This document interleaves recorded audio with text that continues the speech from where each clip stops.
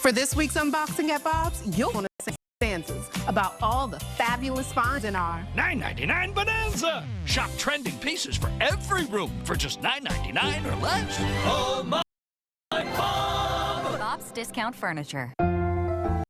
Tired of body pain holding you back? Try Aleve for longer-lasting pain relief. Unlike Tylenol and Advil, just one dose of Aleve provides up to 12 hours of relief from all types of body pain. Try Aleve.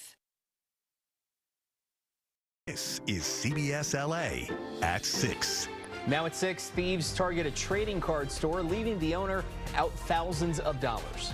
And let the game in. We now know which teams will play at SoFi Stadium for the 2026 World Cup.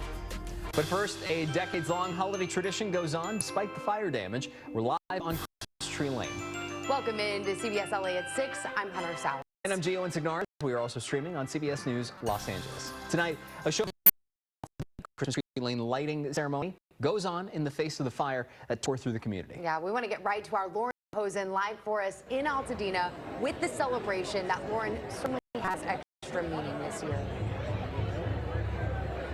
Well, we're just minutes away from the tree lighting ceremony, and so many people are saying, you know, it almost feels like New Year's Eve because there's so many people here. Now, on the right of your screen, there should be some video playing of all the preparations that went into tonight's event. And then, of course, you're live. Let me step out of the way so you can see the amount of people goes all the way down the road. And this is just a snippet of how many people are here. Organizers are expecting over 15,000 people. Now, this, of course, Christmas Tree Lane is a tradition. It's been going on since the 1920s. And this year, all hearts and eyes are really on Christmas Tree Lane. The iconic street was spared from major fire damage, even though the display sits right on the edge of the burn scar.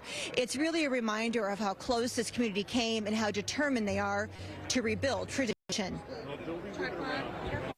It's bringing us together as a community. It's bringing us joy and hope and happiness and togetherness.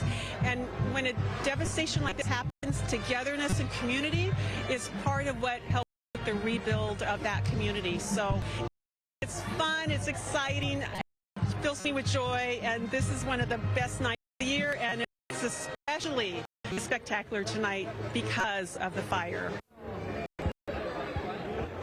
Now, more than 20,000 lights are going to flicker back to life thanks to the work of all the volunteers. It's going to illuminate the trees stretching nearly a mile along Santa Rosa. The ceremony, as I mentioned, is about to begin, and I'm told that we're going to have a moment of silence, and then we are going to have the tree lighting ceremony. Of course, we will bring the full story for you tonight, starting CBS LA at 9, but for now, we'll send it back to you. All right, just looks like so much fun. We are so excited for that community. Lauren, thank you. And it certainly is a perfect night to get outside. It really is. Let's get to Chloe Carlson now with our next weather forecast and how it's looking out there. Hi, Chloe.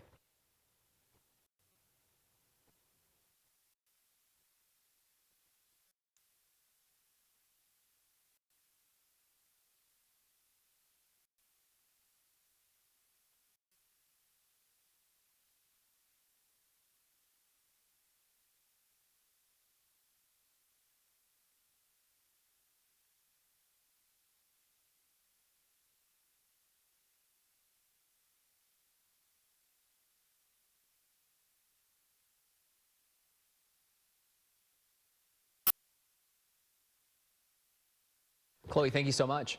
Developing tonight, a pursuit ending in a crash in Sun Valley. Police say the driver was wanted for armed robbery and vehicle theft. SkyCal was over the scene on Agnes Quintero Street where a massive police presence was there. It appeared like multiple people were taken into custody. Right now, we don't know if anyone was hurt in the crash. Well, security camera, take a look at this, showing a driver plowing into a beauty salon in La Palma. This happened Thursday at the salon on Valley View Street. Police say the driver is not suspected of driving under the influence. It appears that this was just an accident. Amazingly, no one was hurt, despite, as you can see, that salon being filled with customers. A six-figure heist, but not where you expect. Popular card shop in Burbank targeted by thieves. CBS LA's Zach Boetto live in Burbank. And Zach, they were after a very specific kind of merchandise. These thieves getting away with over $100,000 worth of cards, and they were going after mainly Pokemon cards. You can see why. Some of these boxes going for hundreds of dollars and some of these cards going for thousands. Within minutes, this organized trading card shop in Burbank became the target of 3 masked thieves, quickly dumping boxes of collectible cards into bags and escaping into the night. Total loss is many six figures. Perpetrators were in and out, 2 minutes, quick. LA Sports Cards carries all kinds of collectibles, including sports memorabilia, but its main draw is buying, selling, and trading cards in bulk and individually, with a special focus on Pokemon cards. This is our blood, sweat, toil, and tears. We've been shopping here for, I think, 2 years. This is just like not even my full collection. I'm just creating a master set of Mega Evolutions. And it was the Pokemon cards like this collector's that the owner, Kit, says the thieves were looking for. It was Pokemon. It wasn't One Piece. It wasn't Disney. It wasn't Magic. They went to Pokemon. These are packs from 1999. Those packs are very expensive. They took a lot of things from the back as well. A lot of sports cards they took. That was locked up. And some of those were really, really expensive. In minutes, 2 suspects behind the counter were able to snag dozens of Pokemon TCG boxes, while the third went into the back and stole a locked box, which Kit says held even more expensive sports cards, including this rare, 1 of 10 in the world, Cristiano Ronaldo card, which Kit says is valued at over $100,000 alone. It feels like a violation. This is like our home. It feels like someone went in our home, ransacked our things. So it was personal to that level. The suspects using a crowbar to break into the locked door, then power tools to get through a bolted metal gate. Security systems that the store is already working on fixing and upgrading. As for the thieves, the store owners and customers hope the police can catch them all. I do hope that they catch these guys, and I do hope that they didn't open the pack.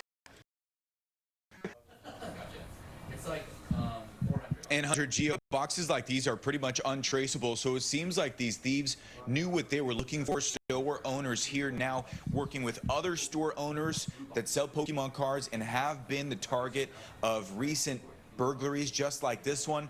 They think that the suspects may be the same in the 2 different cases. Reporting in Burbank, Zach Boedo, CBS LA.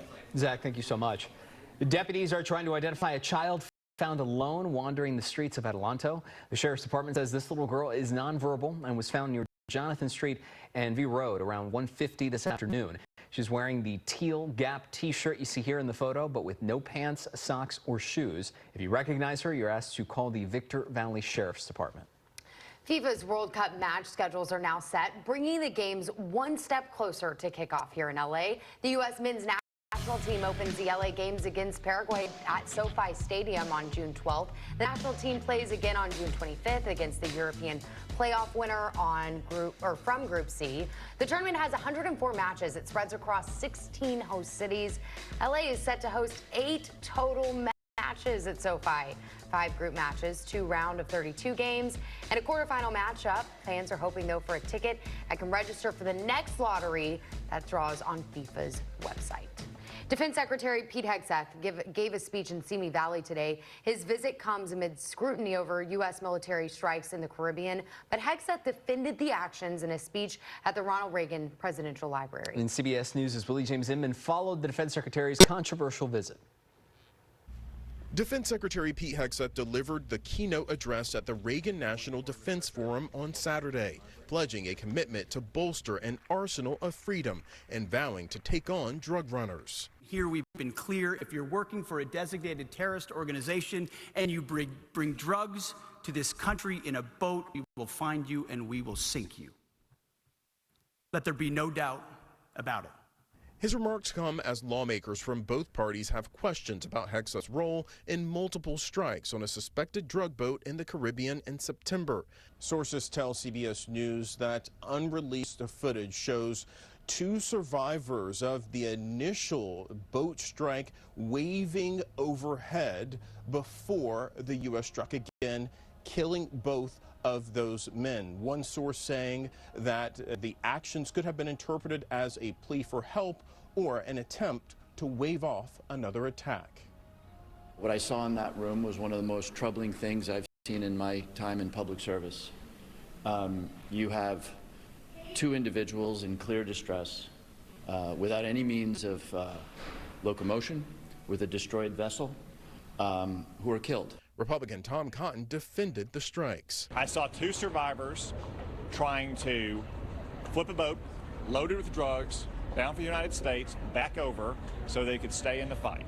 Earlier this week, President Trump supported Hegseth in the wake of a Pentagon report that concluded Hegseth violated Pentagon rules on handling classified information and could have endangered troops by sharing details about an impending strike on Yemen over an unapproved messaging app. Willie James Inman, CBS, LA. Well, it's a holiday miracle, all thanks in part to LAPD. Santa, gifts, and even snow.